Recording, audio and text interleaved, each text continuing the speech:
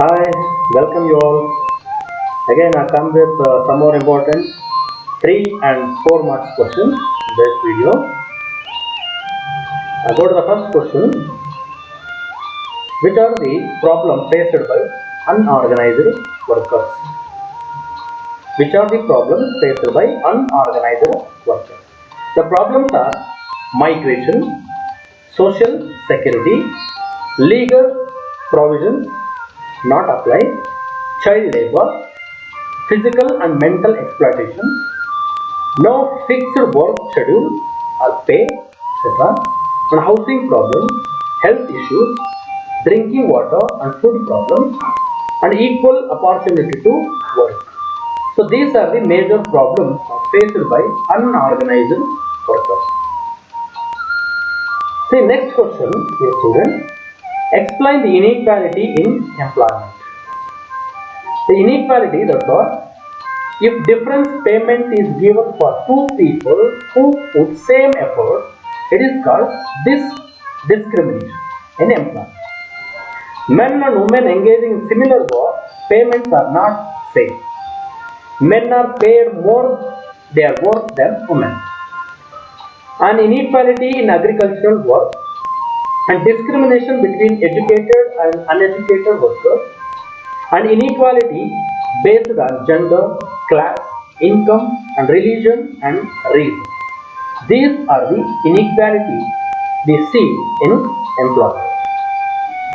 See, next question, dear student.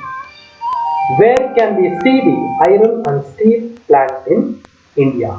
Important public sector industries. Those are the Tata Iron and Steel Limited at Jamshedpura in Jharkhand, Indian Iron and Steel Plant at Bahampur in West Bengal, Vishwesvaraya Iron and Steel Limited at Bhadravati in Karnataka, Hindustan Steel Plant at Bhilai in Chhattisgarh, Bokaro Steel Plant at Bokaro in Jharkhand, and Salem Steel Plant at Salem in Tamil Nadu, and many other important public sector iron and steel industries work in India.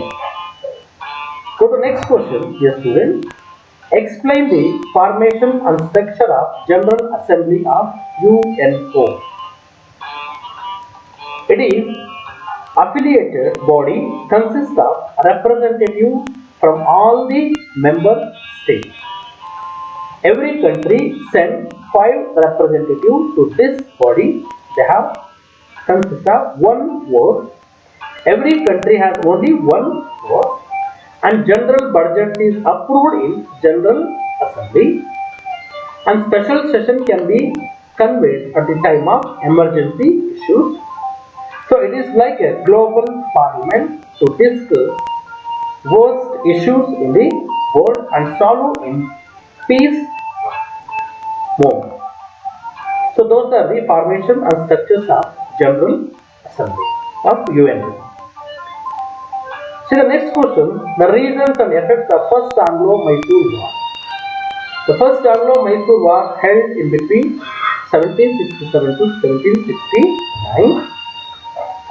So the reason, the prominence gained by Hyder Ali was not tolerated by British, Marathas and Nizam of Hyderabad, and British entered an agreement with Maratha and Nizama to defeat the Hyder Ali.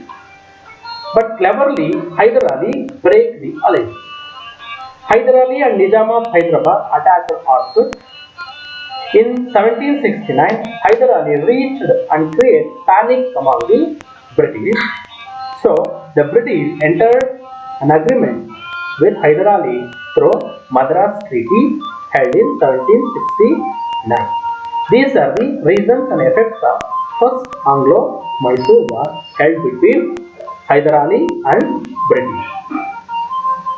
See the next question, the reasons and effects of Second Anglo-Mysore War. The reason, the political situation in Travancore and in 1780, and Travancore was reason behind this war under the control of Hyder Ali. British attacked Mahe and captured it.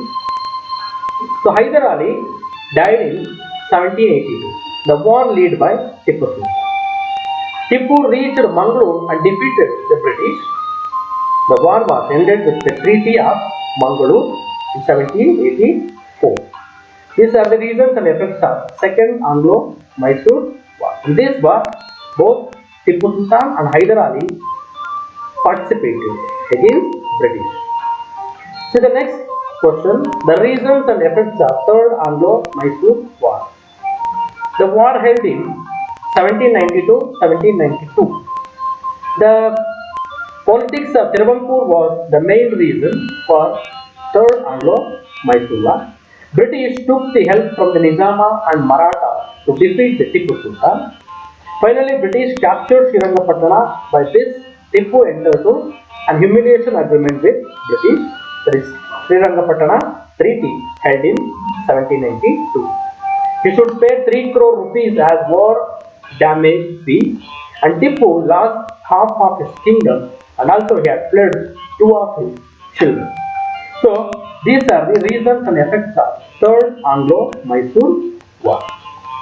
Go to next question. The reasons and effects of Fourth Anglo-Mysore War held in 1799. Tipu attempted to form an alliance with France, and he trained his army by French, and he sent an ambassador to Turkey, Afghanistan and France. So this enraged the British. Inhuman and impractical conditions forced upon Tipu. Tipu rejected this, and it leads to the war. British attacks on Srirangapatna. So Tipu died while fighting the British in 1799. So the British shared most of the territories of Tipu by Maratha and Hyderabad Nizama and old Mysore provinces for Wadiyar of Mysore. So these are the reasons and effects of Fourth Anglo-Mysore War. Go to next question, that is, they explain the rebellion of Bedas of Halagali. In 1857, the British banned the usage of weapons. The Bedas not agreed this. They rebelled against the British to protect their customs. So the British army entered to Halagali village to suppress the rebellion.